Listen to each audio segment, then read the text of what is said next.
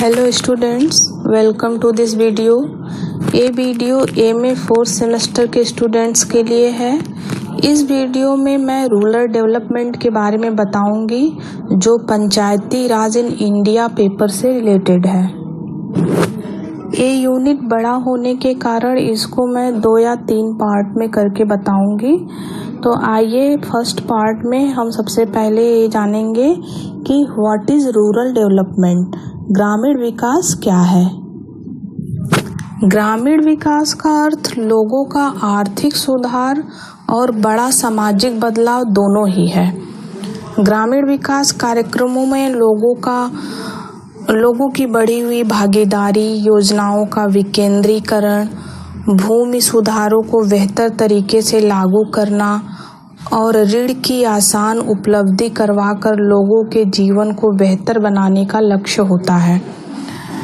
आरंभ में विकास के लिए मुख्य जोर कृषि, उद्योग, संचार, शिक्षा, स्वास्थ्य और संबंधित क्षेत्रों पर दिया गया था।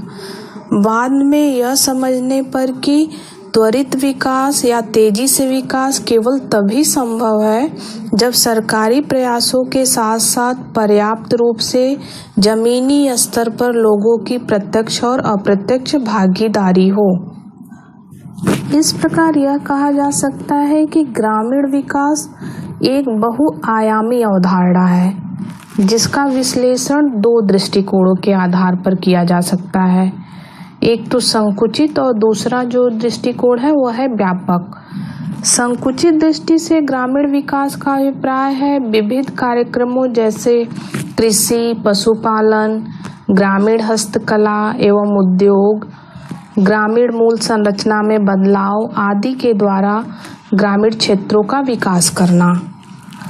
और बृहद दृष्टि से ग्रामीण विकास का अर्थ है ग्रामीण जनों के जीवन में गुणात्मक उन्नति हेतु सामाजिक, राजनीतिक, सांस्कृतिक, प्रौद्योगिक एवं संरचनात्मक परिवर्तन करना।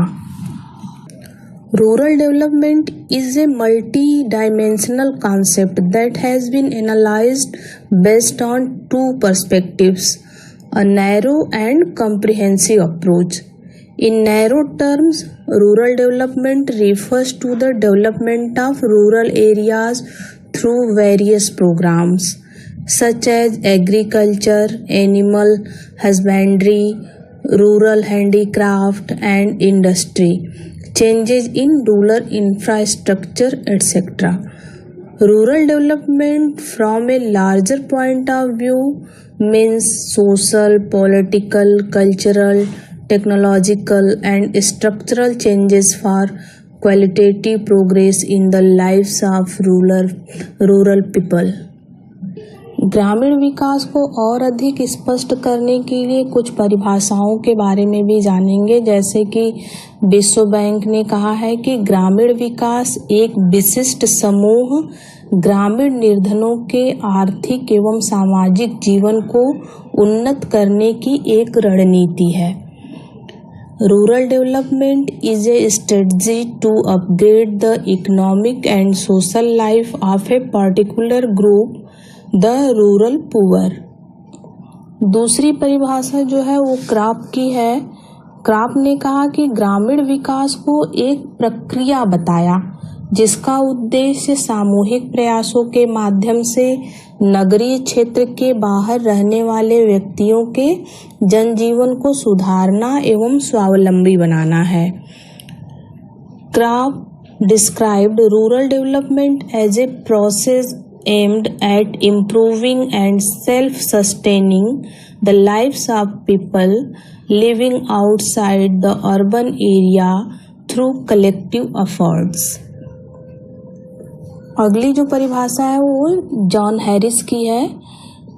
Rural development is a policy and process that has emerged in the specific perspective of the new strategy of planned development of the World Bank and United Nations institutions. John Harris ने बताया कि ग्रामीण विकास एक नीति एवं प्रक्रिया है जिसका आविर्भाव विश्व बैंक एवं संयुक्त राष्ट्र संस्थाओं की नियोजित विकास की नई रणनीति के विशेष परिप्रेक्ष्य में हुआ है।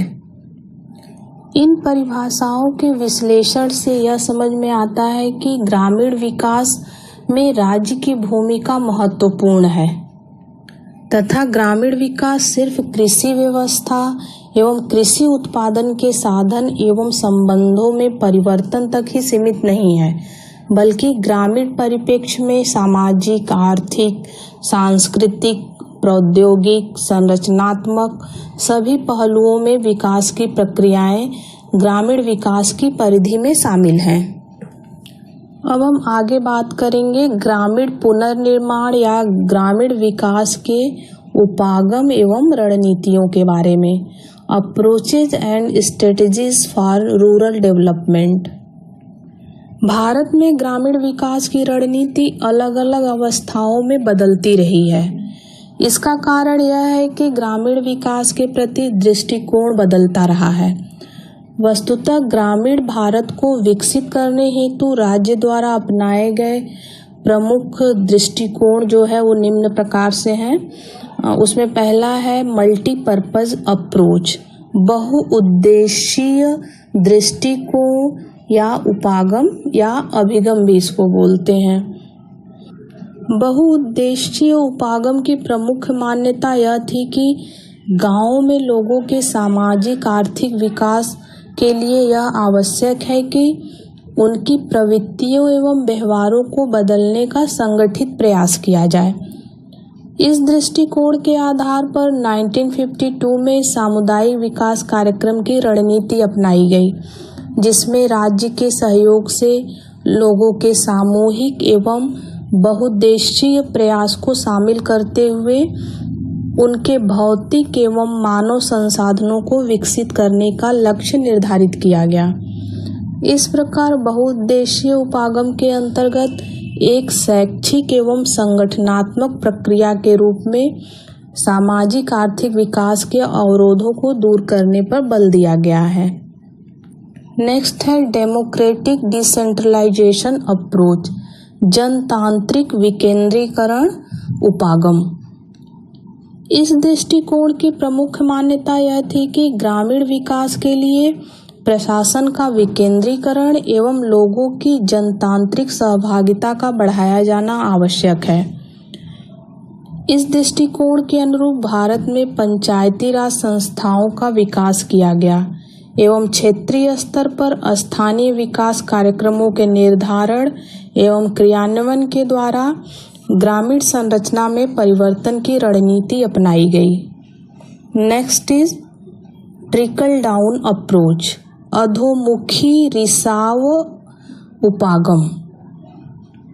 स्वतंत्रता के पश्चात 1950 के आरंभिक दशक में राज्य की रणनीति इन मान्यताओं पर आधारित थी कि जिस प्रकार बोतल के ऊपर रखी कुप्पी में तेल डालने पर नेचुरली उसकी पेंदी में पहुंच जाता है एवं तेल के रिसने की प्रक्रिया को अगर कुछ देर जारी रखा जाए तो बोतल भर जाता है, उसी प्रकार आर्थिक लाभ भी ऊपर से रिसते हुए ग्रामीण निर्धनों तक पहुंच जाएगा। 1950 के आरंभ में पाश्चात्य आर्थिक विशेषज्ञों ने यह विचार दिया कि ग्रामीण विकास समेत सभी प्रकार का विकास आर्थिक प्रगति पर ही आधारित है, इसलिए कुल राष्ट्रीय आय में वृद्धि करके ग्रामीण निर्धनता को दूर किया जा सकता है। Next is public participation approach, जन सहभागिता उपागम। जन सहभागिता उपागम की प्रमुख मान्यता यह थी कि ग्रामीण विकास की पूरी प्रक्रिया को जन सहभागी बनाना होगा। ग्रामीण विकास की पूरी प्रक्रिया को जन सहभागी बनाना होगा। ग्रामीण विकास के लिए किए जाने वाले प्रशासन को न सिर्फ लोगों के लिए बल्कि लोगों के साथ मिलकर किए जाने वाले प्रशासन के रूप में परिवर्तन करना होगा। ग्रामीण जनों से आशा यह है कि वे लोग जो विकास की प्रक्रिया से अछूते रह गए हैं तथा जो विकास की प्रक्रिया के शिकार हुए हैं अथवा ठगे गए हैं सहभागिता का मतलब यह है कि ग्रामीण विकास हेतु स्रोतों के आवंटन एवं वितरण में इन ग्रामीण समूहों की भागीदारी बढ़ाना। जन सहभागिता उपागम पर आधारित रणनीति को क्रियान्वित करने की दिशा में सामुदायिक विकास कार्यक्रमों के विस्तार, विभिन्न प्रकार की सहकारी समितियों के विकास, स्वयंसेवी संस्थाओं, संयुक्त समितियों, ग्राम पंचायतों आदि को प्रोत्साहित करने के तमाम प्रयास किए गए। नेक्स्ट, टारगेट ग्रुप अप्रोच, लक्ष्य समूह उपागम। ग्रामीण विकास कार्यक्रमों के क्रियान्वयन से प्राप्त परिणामों के आधार पर यह अनुभव हो गया था कि एक कार्यक्रम ग्रामीण समुदाय में असमानता दूर करने में असफल रहे हैं। ग्रामीण विसंगतियों में सुधार हेतु यह दृष्टिकोण विकसित हुआ कि विविध समूहों जैसे भूमिहीन मजदूरों, ग्रामीण महिलाओं, ग्रामीण शिशुओं, छोटे किसानों, जनजातियों आदि को लक्ष्य बनाकर उसके अनुसार विकास कार्यक्रम चलाने होंगे। इस दृष्टिकोण के आधार पर दो प्रकार के प्रयास किए गए। एक तो भूमि सुधार के माध्यम से भूमिहीनों को भू स्वामित्व दिलाने के प्रयास किए गए एवं दूसरा जो है कि मुर्गी पालन, पशुपालन तथा अन्य सहयोगी कार्यक्रमों के जरिए रोजगार के अवसर विकसित किए गए। ग्रामीण महिलाओं एवं शिशुओं, जनजातियों तथा अन्य लक्ष्य समूहों के लिए पृथक पृथक कार्यक्रम चलाए गए। नेक्स्ट, रीजनल डेवलपमेंट अप्रोच, क्षेत्रीय विकास उपागम। ग्रामीण विकास के क्षेत्रीय उपागम की मान्यता यह थी कि भारत के विशाल भौगोलिक क्षेत्रों में अनेक गुणात्मक भिन्नताएं हैं। पर्वतीय क्षेत्र, मैदानी क्षेत्र, रेगिस्तानी क्षेत्र, जनजाति बहुल क्षेत्र आदि की समस्याएं जो है समान नहीं हैं। अतः ग्रामीण विकास की रणनीति में क्षेत्र विशेष की समस्याओं को आधार बनाया जाना चाहिए। इस उपागम के अनुरूप अलग अलग ग्रामीण क्षेत्रों के लिए पृथक पृथक विकास कार्यक्रम निर्धारित किए गए तथा उनका क्रियान्वयन किया गया। नेक्स्ट, इंटीग्रेटेड रूरल डेवलपमेंट, समन्वित ग्रामीण विकास उपागम। 1970 के दशक के अंत तक ग्रामीण विकास की रणनीतियों एवं कार्यक्रमों की असफलता से सबक लेते हुए एक नया दृष्टिकोण का विकास हुआ जो समन्वित ग्रामीण विकास उपागम के नाम से जाना जाता है। इस उपागम की मान्यता यह है कि ग्रामीण विकास के परंपरागत दृष्टिकोण में मूलभूत दोष यह था कि वे ग्रामीण निर्धनों के विपरीत ग्रामीण धनिकों के पक्ष में थे तथा उनके कार्यक्रमों एवं क्रियान्वयन पद्धतियों में कई कमियां थी जिसके परिणाम स्वरूप अपेक्षित परिणाम नहीं मिल पाता था। समन्वित ग्रामीण विकास उपागम के अंतर्गत जहां एक ओर ग्रामीण जनजीवन के विविध पहलुओं आर्थिक, सामाजिक, शैक्षणिक, स्वास्थ्य, प्रौद्योगिक को एक साथ समन्वित करके ग्रामीण विकास के कार्यक्रमों के निर्धारण पर बल दिया गया, वहीं दूसरी ओर विकास के लाभों के वितरण को महत्वपूर्ण माना गया। इन विविध उपागमों के अवलोकन से यह समझ में आता है कि भारत में ग्रामीण विकास के प्रति चिंतन की दिशाएं जो है समय समय पर बदलती रही हैं। नेक्स्ट एंड लास्ट है self service groups and small finance approach, स्वयं सेवा समूह एवं लघु वित्त उपागम या दृष्टिकोण।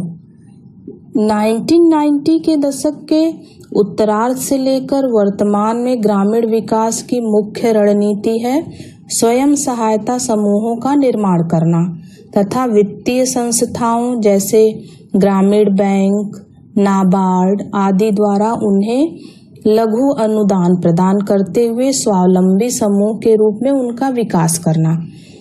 इस दृष्टि से ग्रामीण निर्धन महिलाओं एवं पुरुषों के छोटे छोटे समूह जिसमें 10 से 15 सदस्य शामिल हैं, विभिन्न प्रकार के उद्यम में संलग्न हैं तथा एक स्वयं सहायता समूह के रूप में विकसित हो रहे हैं। इस उपागम में बृहद परियोजना एवं लागत की बजाय कम पूंजी एवं लघु परियोजनाओं को प्राथमिकता दी गई है। अब हम ग्रामीण विकास या ग्रामीण पुनर्निर्माण के गांधीवादी उपागम के बारे में बात करेंगे। Gandhian approach to rural reconstruction. ग्रामीण पुनर्निर्माण से मतलब है कि गांव को विकसित एवं रूपांतरित करते हुए उसका पुनः निर्माण करना। ग्रामीण विकास के विभिन्न उपागम हैं। मोटे तौर पर इन उपागमों को 2 श्रेणियों में बांटा जा सकता है। एक तो संघर्षवादी उपागम और दूसरा प्रकारवादी उपागम। संघर्षवादी उपागम में ग्रामीण पुनर्निर्माण की प्रक्रिया द्वंद्वात्मक है। ग्रामीण अर्थव्यवस्था में परिवर्तन के जरिए संपूर्ण ग्रामीण संरचना का पुनर्निर्माण संभव है, जिसमें सामाजिक संघर्ष की भूमिका महत्वपूर्ण होती है। इसके विपरीत प्रकारवादी उपागम में सामाजिक संघर्ष की बजाय अनुकूलन एवं सामंजस्य के द्वारा ग्रामीण संरचना का रूपांतरण एवं पुनर्निर्माण किया जाता है। Rural development approaches are diverse. These approaches can be divided into 2 categories. First is conflictist approach and second is functionalist approach. The process of rural reconstruction in conflict model is dialectical. It is possible to reconstruct the entire rural structure through changes in the rural economy in which social conflict plays an important role. In contrast, in the functionalist model, the rural structure is transformed and reconstructed by adaptation and cohesion rather than social struggle. Mahatma Gandhi के ग्रामीण पुनर्निर्माण योजना को 2 प्रमुख आधारों पर समझा जा सकता है। पहला यह कि गांधी किस प्रकार का गांव बनाना चाहते थे, और दूसरा यह कि उनकी ग्रामीण पुनर्निर्माण योजना वर्तमान समाज में कितनी प्रासंगिक है। महात्मा Gandhi's rural reconstruction plan can be understood on 2 major grounds. First is what kind of village did Gandhi want to build, and second, how relevant is their rural reconstruction plan in current society. यद्यपि गांधी की ग्रामीण पुनर्निर्माण की परिकल्पना उनके विचारों एवं मूल्यों पर आधारित है। गांधी के विचार, दर्शन एवं सिद्धांत के जो प्रमुख तत्व है वह है सत्य के प्रति आस्था, अहिंसा की रणनीति, विध्वंस एवं निर्माण की समकालिकता, साधन की पवित्रता के माध्यम से लक्ष्य की पूर्ति, गैर प्रतिस्पर्धात्मक एवं अहिंसक समाज का संगठन या गठन, धरातलबद्ध मूल विकास, बृहद उद्योगों की बजाय कुटीर उद्योगों को प्रोत्साहन, श्रम आधारित प्रौद्योगिकी की महत्ता, ग्रामीण गणराज्य एवं ग्राम स्वराज के आधार पर ग्राम स्वावलंबन की स्थापना आदि। गांधी जी की दृष्टि में विकेंद्रित ग्रामीण विकास की रणनीति को ग्रामीण पुनर्निर्माण में आधारभूत बनाना अनिवार्य है। उन्होंने पंचायती राज के गठन पर बल दिया। गांधी ग्रामीण विकास को संपोषित स्वरूप प्रदान करना चाहते थे, इसलिए उन्होंने प्रकृति के दोहन की बजाय प्रकृति से तादात्म्य स्थापित करने पर बल दिया, सुझाव दिया। उनकी दृष्टि में नैतिक शिक्षा एवं प्रकृति से प्रेम करने की शिक्षा दी जानी चाहिए। सादा जीवन एवं उच्च विचार के अपने आदर्शों के अनुरूप उन्होंने लालच से बचने एवं अपनी आवश्यकता को सीमित करने का भी सुझाव दिया। उन्होंने कहा कि प्रकृति के पास इतना पर्याप्त स्रोत है कि वह संसार के समस्त प्राणियों की आवश्यकताओं की पूर्ति कर सकती है, किंतु लालच को पूरा कर पाने में संपूर्ण पृथ्वी भी अपर्याप्त है, असमर्थ है। ग्रामीण औद्योगिकरण के संबंध में उन्होंने खादी एवं ग्रामोद्योग को विकसित करने पर बल दिया। अपने पुस्तक हिंद स्वराज में गांधी जी ने ब्रिटिश साम्राज्य द्वारा पोषित आधुनिक सभ्यता को आर्थिक क्लेश का प्रमुख कारण माना तथा इससे मुक्ति हेतु उन्होंने भारत की प्राचीन संस्कृति के मूल्यों जैसे सत्य, अहिंसा, नैतिक प्रगति को पुनर्जीवित करते हुए मानव विकास की परिकल्पना की। खादी आंदोलन को औपनिवेशिक संघर्ष का माध्यम बनाते हुए उन्होंने महिलाओं एवं समस्त ग्रामीण जनसमूहों को न सिर्फ आर्थिक एवं राजनीतिक सक्रिय भागीदार बनाया बल्कि उन्हें सशक्त एवं स्वावलंबी बनाने का भी प्रयास किया। गांधी जी की परिकल्पना में ग्रामीण उद्योग की परिधि में वे समस्त गतिविधियां, कार्य एवं व्यवसाय सम्मिलित हैं जिसमें ग्रामीण स्तर पर ग्रामीणों के लिए वस्तुओं का उत्पादन किया जाता है। स्थानीय क्षेत्रों में उपलब्ध कच्चे माल का उपयोग करते हुए सरल उत्पादन प्रक्रिया अपनाई जाती है।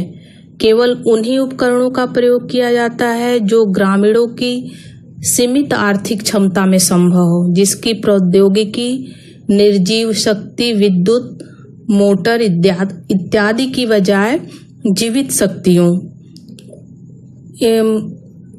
विद्युत से चलने वाले मशीन जो है उसके बजाय वो गांधी जी कहते हैं कि जो जीवित शक्तियां जैसे मनुष्य, पशु, पक्षी द्वारा संचालित होती हैं तथा जिसमें मानव श्रम का विस्थापन नहीं किया जाता है।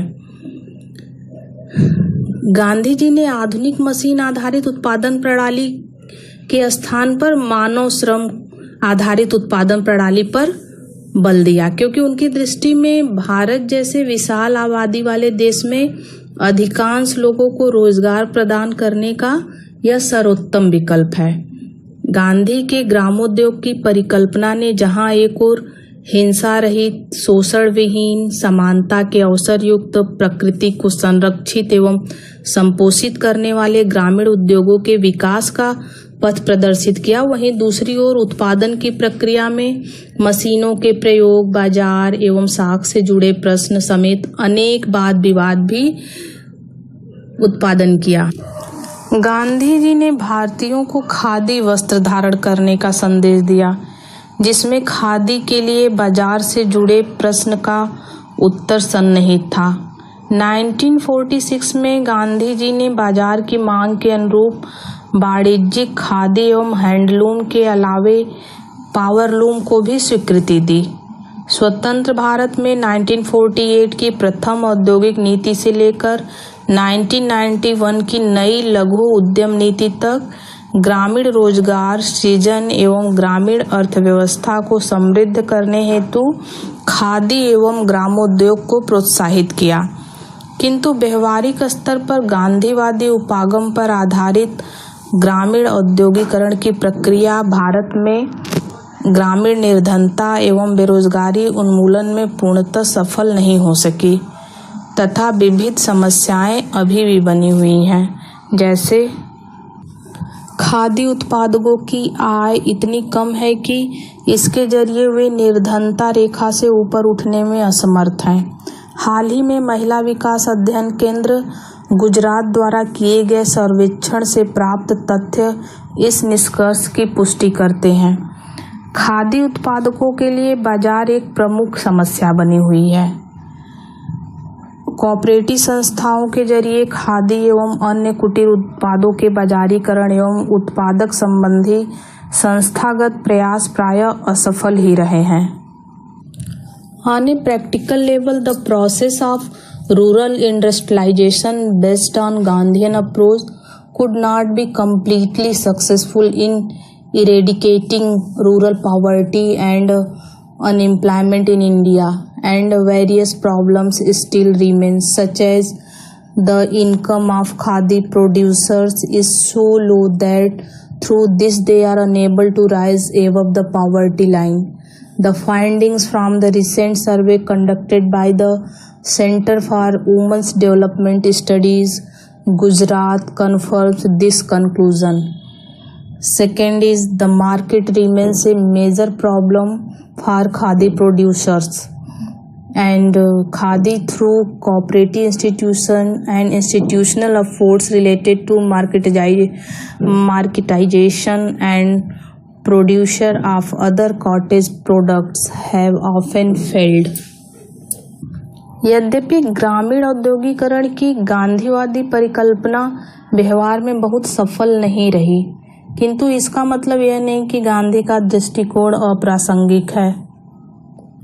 आधुनिकता के समर्थक पंडित जवाहरलाल नेहरू ने यह स्वीकार किया कि तेज प्रगति हेतु आधुनिक मशीनों का उपयोग आवश्यक है, किंतु भारत की बहुसंख्यक आबादी के परिप्रेक्ष्य में गांधी का मानव श्रम पर आधारित प्रौद्योगिकी को प्रोत्साहित करने संबंधी दृष्टिकोण अत्यंत प्रासंगिक है। Thank you.